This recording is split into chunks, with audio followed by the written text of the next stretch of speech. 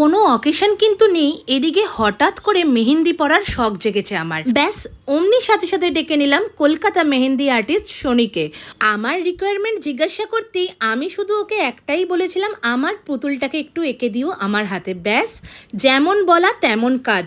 এত সুন্দর একটা পোর্ট্রেট আমার হাতে এঁকে দিল যে যেটা থেকে আমি চোখই সরাতে পারছিলাম না।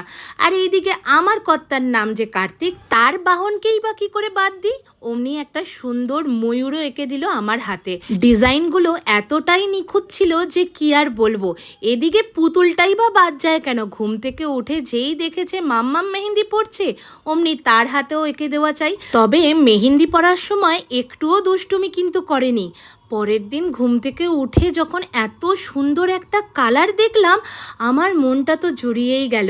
ওরা কিন্তু পিওর অর্গ্যানিক মেহেন্দি ইউজ করে। ওদের ডিটেলস আমি স্ক্রিনে দিয়ে দিচ্ছি, অবশ্যই কিন্তু তোমরা যোগাযোগ করো।